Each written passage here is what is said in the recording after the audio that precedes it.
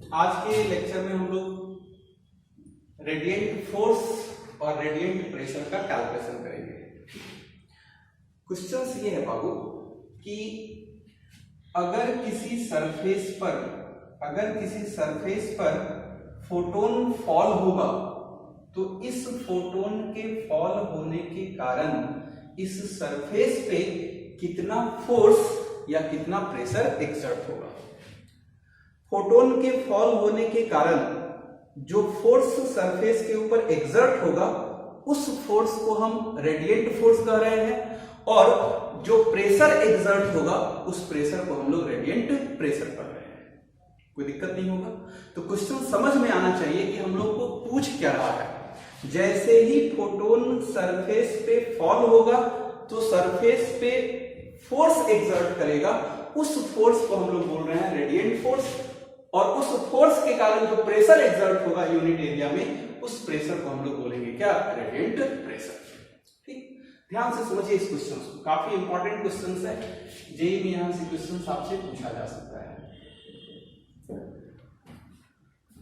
जब भी ये सवाल आएगा, जब भी ये सवाल क्वेश्चंस में आएगा, जब भी ये सवाल एग्जाम में आएगा तो सबसे पहला बात जो आपको ध्यान रखना होगा वो होगा सरफेस। क्या होगा बाबू, सरफेस। क्वेश्चन को ध्यान से पढ़िएगा और सरफेस के बारे में समझिएगा कि आपका जो सरफेस क्वेश्चन में गिवन है वो सरफेस कैसा है, वो सरफेस कैसा है। जनरली सरफेस आपका परफेक्ट रिफ्लेक्टिंग होगा। कैसा होगा, परफेक्ट रिफ्लेक्टिंग होगा, या फिर परफेक्ट एब्जॉर्बिंग होगा। सरफेस कैसा होगा बाबू, परफेक्ट रिफ्लेक्टिंग होगा या परफेक्ट एब्जॉर्बिंग। कोई दिक्कत? तो पहले हम लोग परफेक्ट रिफ्लेक्टिंग के केस में रेडिएंट फोर्स और रेडिएंट प्रेशर देखेंगे, उसके बाद परफेक्ट एब्जॉर्बिंग के केस में रेडिएंट फोर्स और रेडिएंट प्रेशर देखेंगे। चलिए ध्यान से समझते हैं। केस नंबर 1 और केस नंबर 1 है परफेक्ट रिफ्लेक्टिंग सरफेस। सरफेस आपका कैसा है बाबू, परफेक्ट रिफ्लेक्टिंग सरफेस। कोई दिक्कत? चलिए, तो ये हमारे पास जो सरफेस गिवन है ये सरफेस आपका परफेक्ट रिफ्लेक्टिंग है। सरफेस कैसा है, परफेक्ट रिफ्लेक्टिंग है। यहां से आपका फोटोन चल रहा है, जिस फोटोन का मोमेंटम कितना है, p। ये फोटोन नॉर्मल से थीटा डिग्री एंगल पे इंसिडेंट हो रहा है, रिफ्लेक्शन के बाद भी नॉर्मल से थीटा डिग्री एंगल पे ही रिफ्लेक्ट होगा। हम ये एज्यूम कर रहे हैं कि फोटोन का इनिशियल मोमेंटम भी p है और फोटोन का फाइनल मोमेंटम भी p है।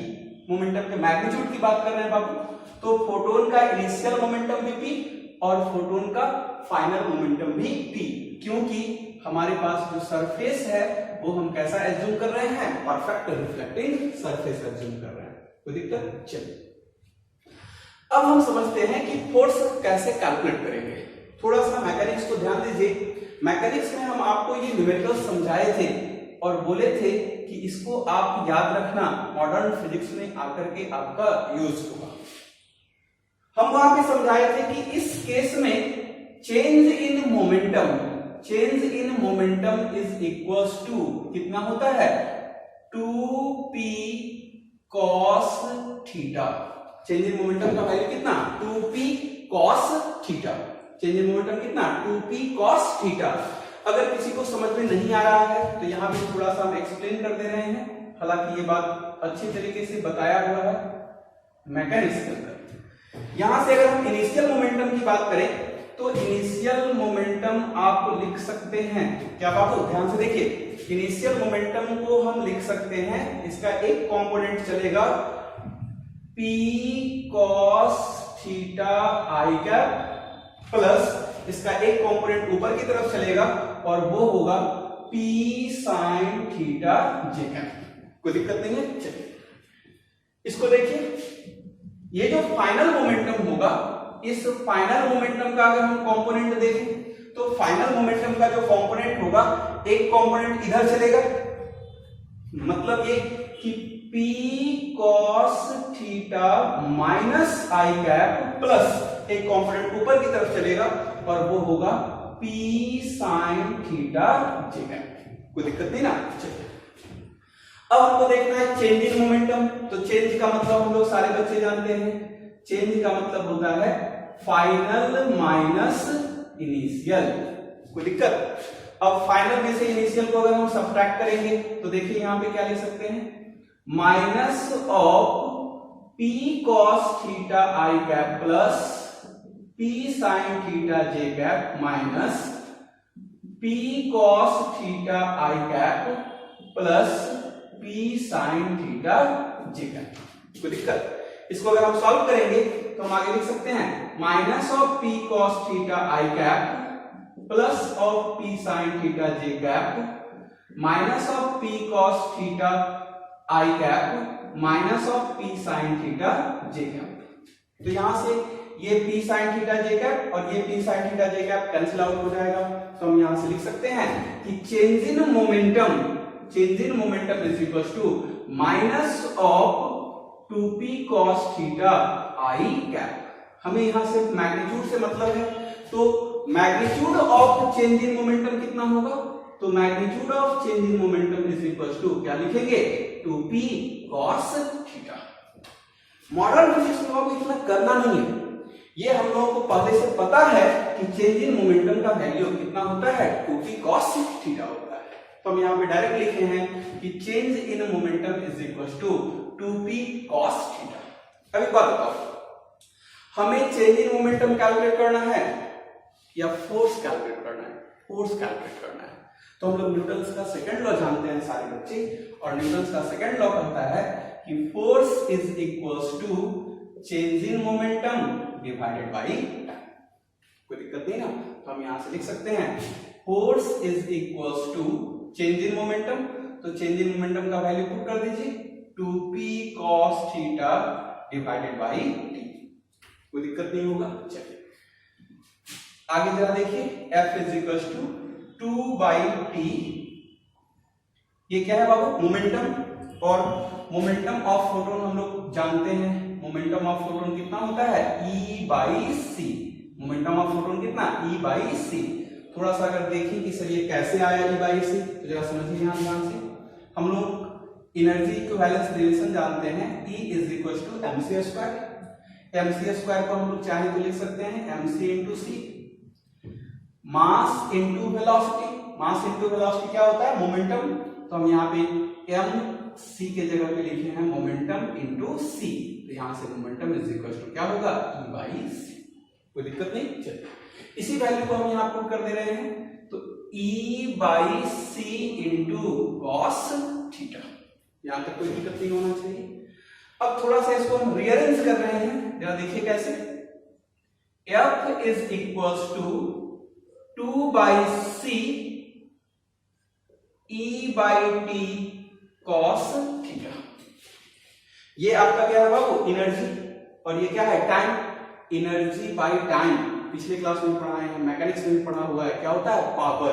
तो हम यहां से लिख सकते हैं F is equals to 2p cos theta divided by c। तो रेडिएंट फोर्स का फॉर्मूला आपके सामने क्या आ गया, 2p cos theta divided by c। यहाँ पे ये p मोमेंटम है या पावर है, पावर है। तो force exerted on the surface या रेडिएंट फोर्स का फॉर्मूला क्या होगा हमारे पास, तो 2p cos theta divided by c। कोई दिक्कत? इससे भी इंटरेस्टिंग सवाल यहाँ पे ये पूछा जाता है कि अगर फोटोन नॉर्मली इंसिडेंस हो, अगर फोटोन क्या हो, नॉर्मली इंसिडेंस हो।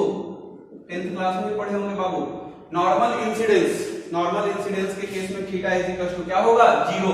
अगर हम फिगर देखें तो नॉर्मल इंसिडेंस पढ़े होंगे, नॉर्मल इंसिडेंस यही ना, तो नॉर्मल इंसिडेंस के केस में थीटा क्या हो जाएगा, 0 डिग्री।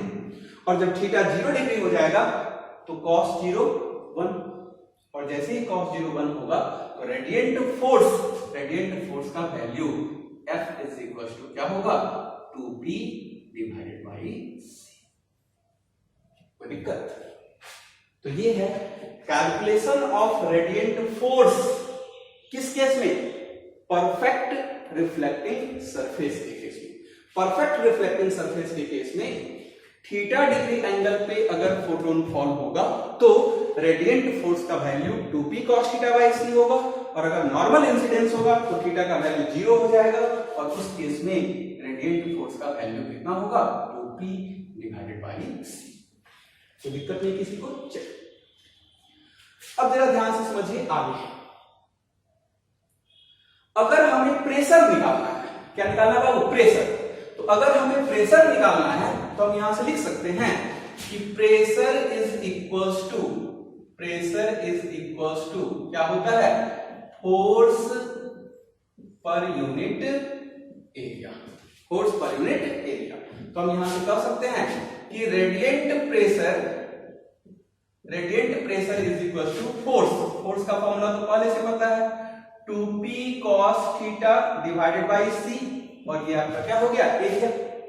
अब जरा देखिए तो यहाँ पे पिछले क्लास में हम ये आपको समझाए थे कि प्रेशर पर यूनिट एरिया क्या होता है? इंटेंसिटी होता है। तो हम यहां से लिख सकते हैं कि radiant pressure is equal to 2I cos theta divided by C। ये याद रखने का जरूरत नहीं है, हम लोग आराम से रेडिएंट फोर्स पहले निकाल लेंगे, और जब प्रेशर पूछेगा तो फोर्स पर यूनिट एरिया आसानी से कैलकुलेट कर लीजिए। तो ये एक्स्ट्रा फॉर्मूला याद करने का कोई जरूरत नहीं है। कोई दिक्कत? इसी में अगर हम आपसे पूछे कि नॉर्मल इंसिडेंस के केस में रेडिएंट प्रेशर का फॉर्मूला क्या हो जाएगा सर? तो नॉर्मल इंसिडेंस के केस में थीटा 0 होगा, और जैसे ही थीटा 0 होगा cos 0 1 हो जाएगा, और उस केस में radiant pressure is equal to कितना आएगा?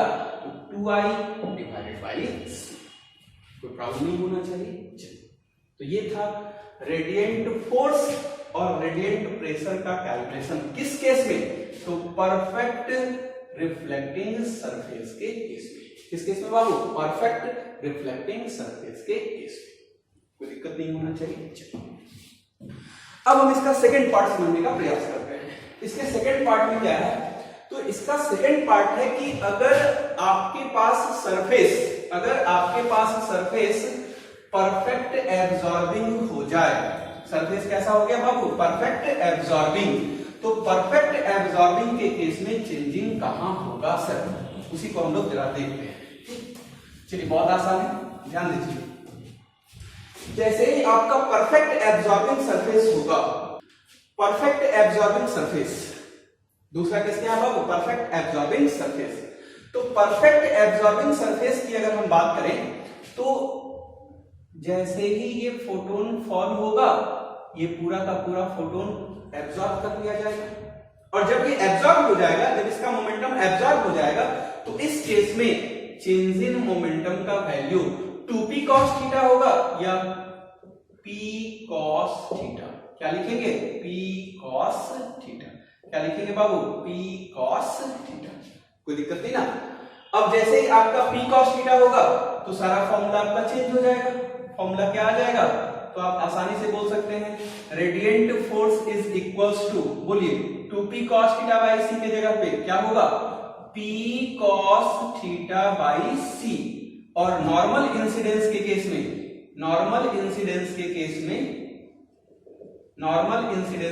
में रेडिएंट फोर्स का फॉर्मूला क्या हो जाएगा? P by C। कोई दिक्कत नहीं है। उसी तरह से अगर हम रेडिएंट प्रेशर की बात करें तो radiant pressure is equal to क्या हो जाएगा बाबू? I cos theta divided by C। और अगर नॉर्मल इंसिडेंस की बात करें तो radiant pressure is equals to क्या हो जाएगा? I by C। कोई दिक्कत? तो ध्यान ये रखना है कि जहां रिफ्लेक्टिंग सरफेस के केस में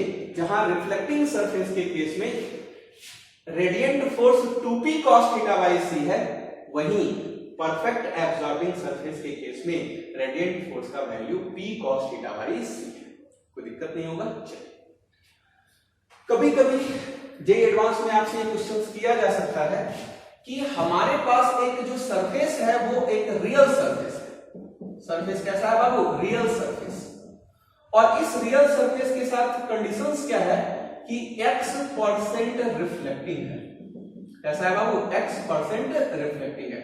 तो खुद ही आप सोच सकते हैं कि 100 माइनस x% क्या होगा? एब्जॉर्बिंग होगा। क्या होगा? एब्जॉर्बिंग। ध्यान दीजिएगा।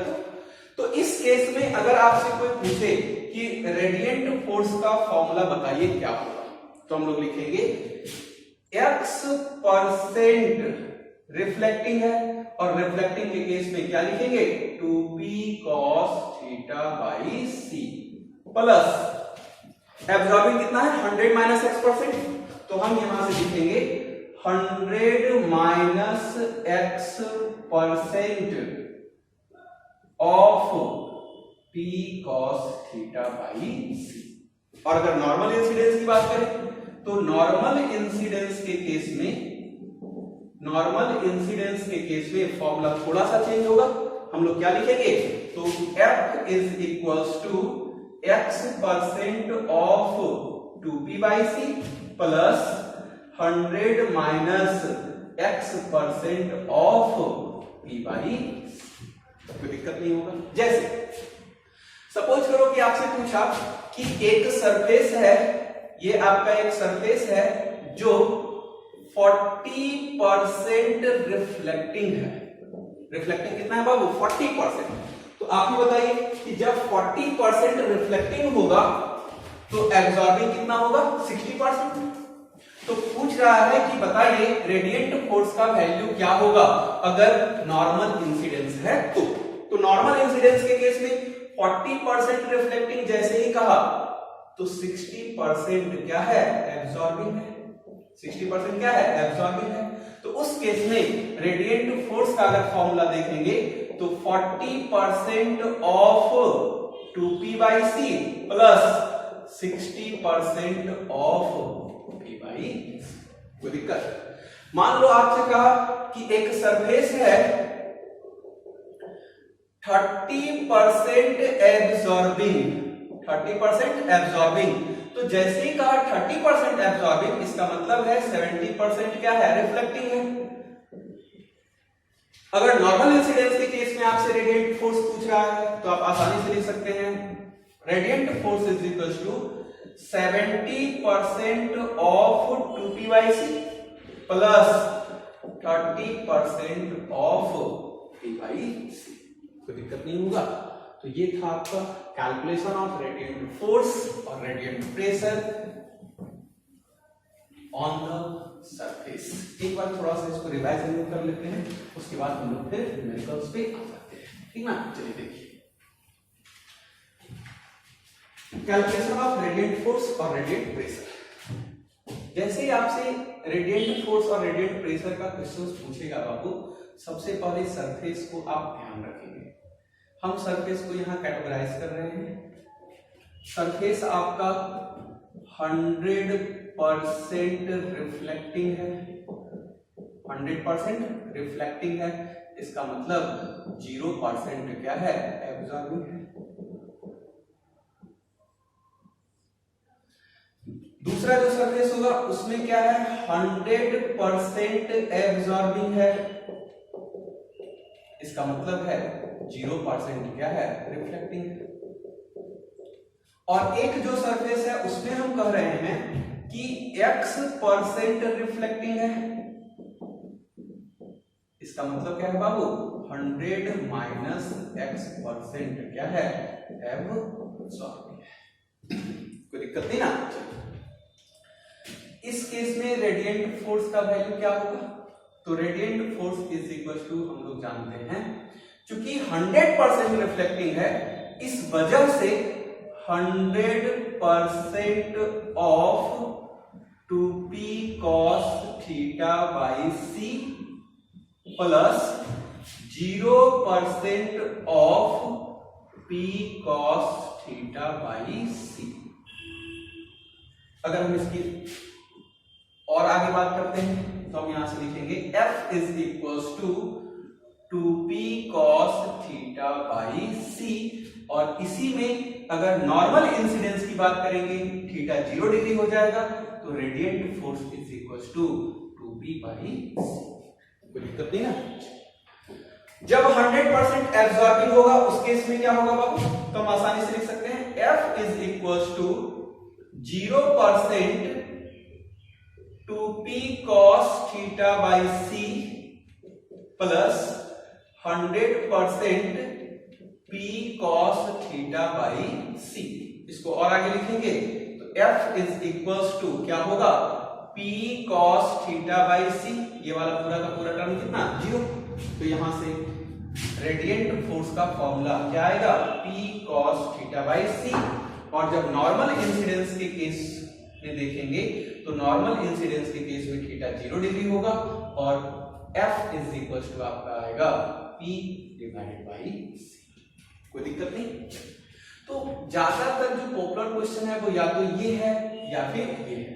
ये क्वेश्चंस कभी कभी आपसे पूछा जाता है, इसको भी देखिए हम लोग समझ लेते हैं। इस केस में अगर हम रेडिएंट फोर्स का बात करें तो radiant force is equal to क्या होगा, x परसेंट ऑफ रिफ्लेक्टिंग।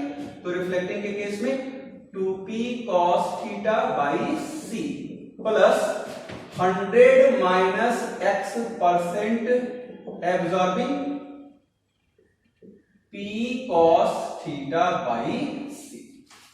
अगर हम नॉर्मल इंसिडेंस की बात करेंगे तो नॉर्मल इंसिडेंस के केस में थीटा 0 हो जाएगा, और जब थीटा 0 हो जाएगा तो radiant force is equal to x percent of 2p/c plus 100 minus x percent of p/c। दिक्कत नहीं ना। तो ये था रेडिएंट फोर्स और रेडिएंट प्रेशर का कैलकुलेशन। कुछ बच्चे कहेंगे सर रेडिएंट प्रेशर तो यहाँ पे आप लिखे ही नहीं, तो रेडिएंट प्रेशर लिखने का जरूरत थोड़ी है, आप फोर्स कैलकुलेट कर चुके हैं और प्रेशर इज इक्वल टू क्या होता है, फोर्स बाय एरिया। तो रेडिएंट फोर्स का सिर्फ फॉर्मूला ध्यान रखिएगा, रेडिएंट फोर्स अगर कैलकुलेट हो जाएगा तो आपका रेडिएंट प्रेशर भी आसानी से कैलकुलेट हो जाएगा, कोई दिक्कत नहीं। चलिए अब हम लोग इसके बाद 1 2 3 न्यूमेरिकल्स देख लेते हैं, जिससे रेडिएंट फोर्स और रेडिएंट प्रेशर हम लोग का आसानी से सॉल्व हो जाए। सीट सारे बच्चों के पास होना चाहिए।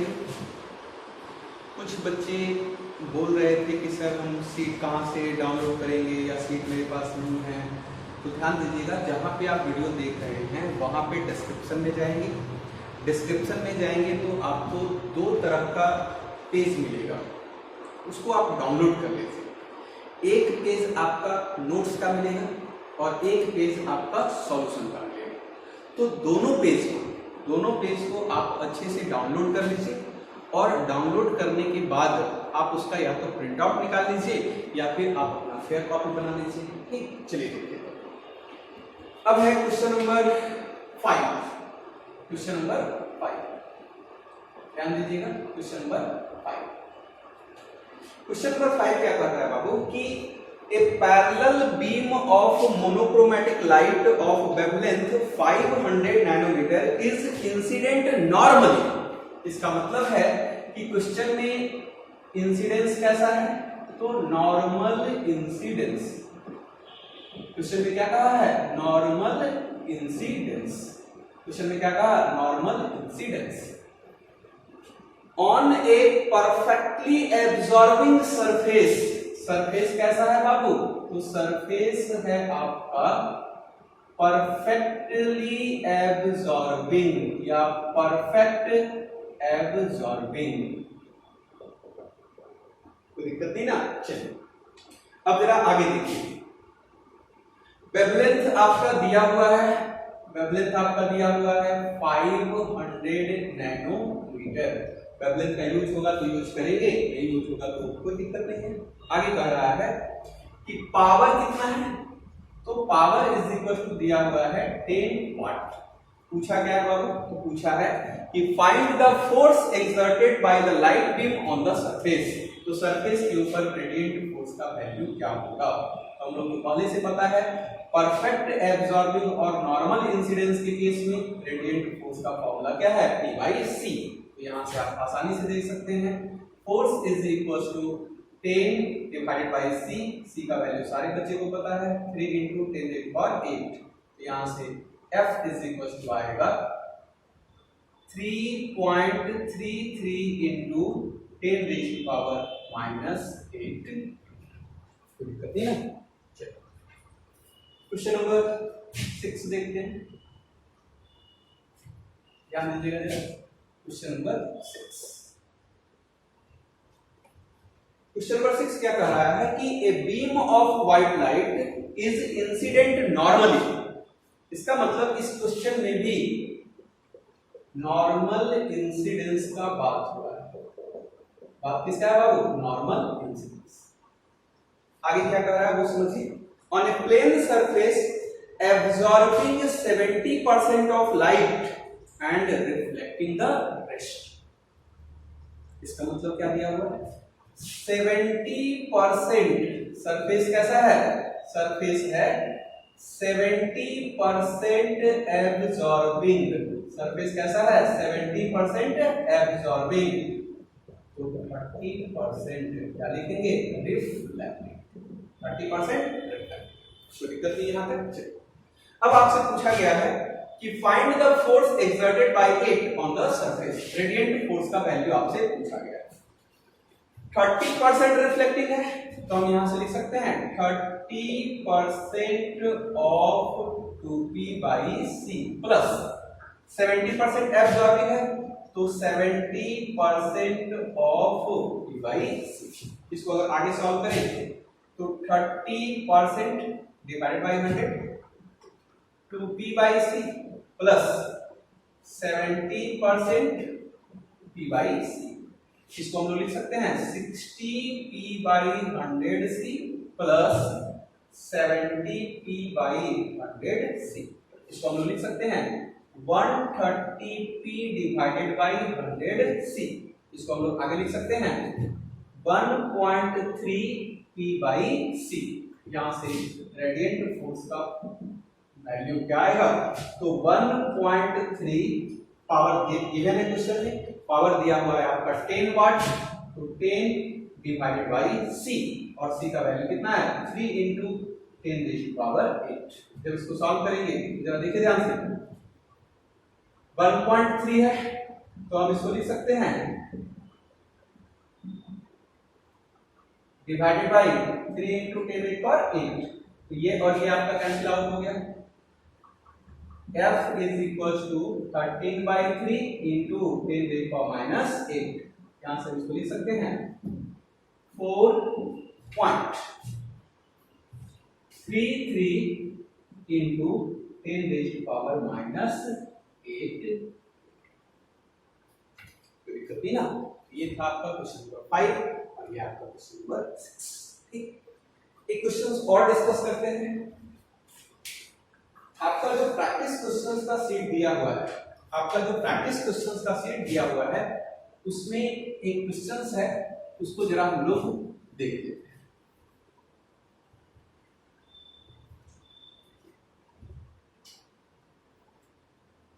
अब आपके पास जो प्रैक्टिस सीट है उस प्रैक्टिस सीट का क्वेश्चन नंबर 5 हम लोग डिस्कस कर रहे हैं। ठीक, ध्यान से सुनिए। ये जो क्वेश्चंस हम लोग डिस्कस कर रहे हैं अच्छा क्वेश्चन दिया हुआ है, ध्यान से समझिए। इसको क्या कहता है? कह रहा है कि एक totally reflecting small plane mirror. ये आपके पास एक क्या है बाबू? प्लेन मिरर है। ये प्लेन मिरर कैसा है? तो 100% रिफ्लेक्टिंग है। जिस प्लेन मिरर का मास दिया हुआ है कितना? 20 ग्राम।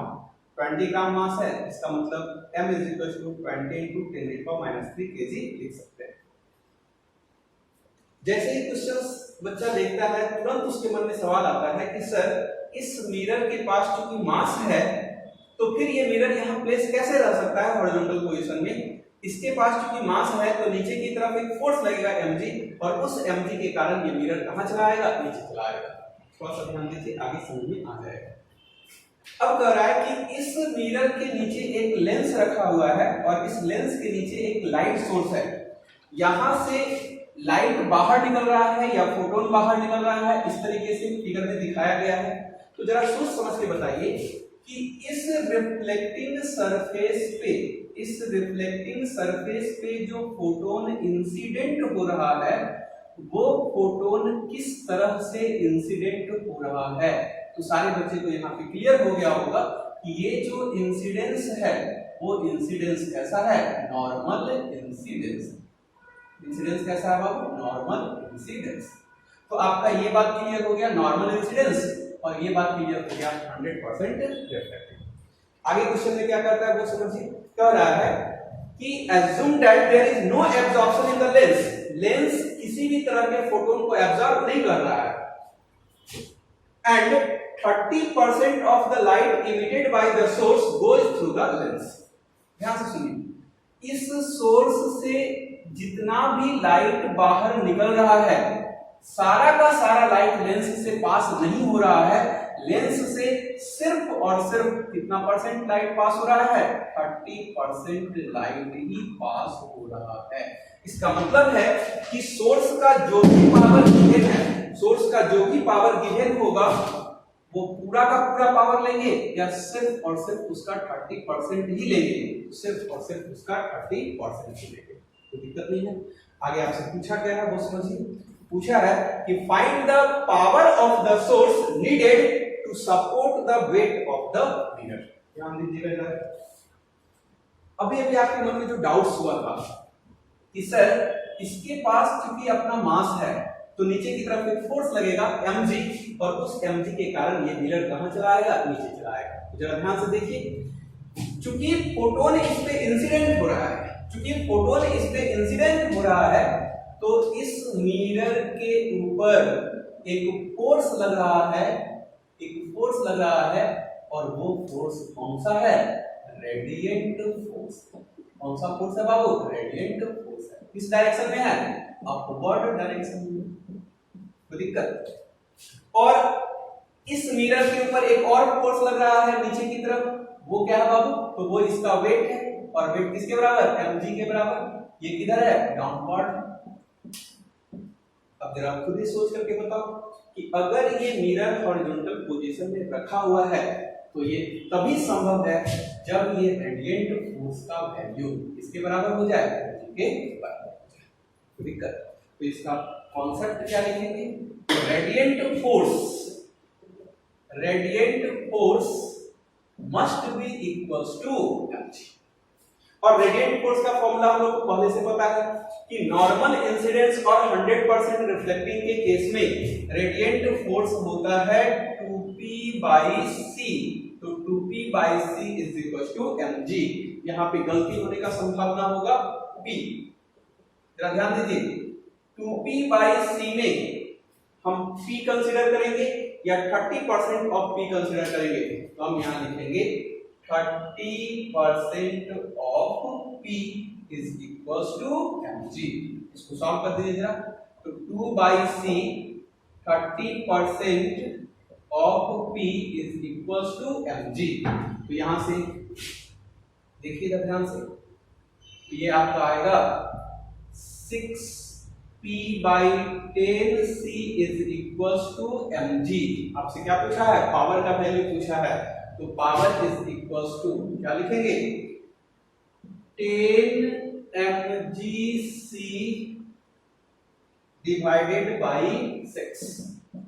वैल्यू पुट कर दीजिए, तो ये आपका 10, m का वैल्यू कितना है, तो m का वैल्यू है 20 ग्राम, तो 20 इंटू 10⁻³ g का वैल्यू हम लोग जानते हैं 10, c का वैल्यू हम लोग जानते हैं 3 इंटू 10⁸ डिवाइडेड बाई 6।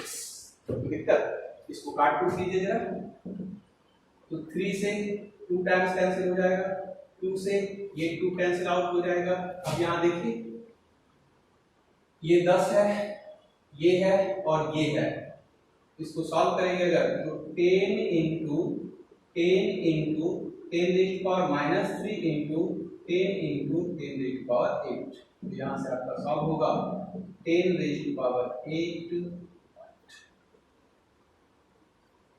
8। ये था आपका प्रैक्टिस सेट का क्वेश्चन नंबर 5। तो आज का ये डिस्कशन आपका खत्म हुआ। आज का डिस्कशन था रेडिएंट फोर्स और रेडिएंट प्रेशर।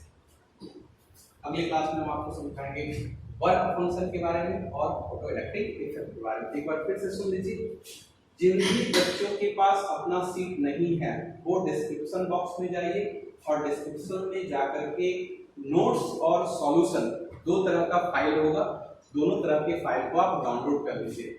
नोट्स में आपका पूरा नोट्स मिल जाएगा और सॉल्यूशन में आपका जो हम यहाँ सॉल्यूशन बोर्ड पे करते हैं उसका आपको सॉल्यूशन मिल जाएगा। धन्यवाद। अगली क्लास में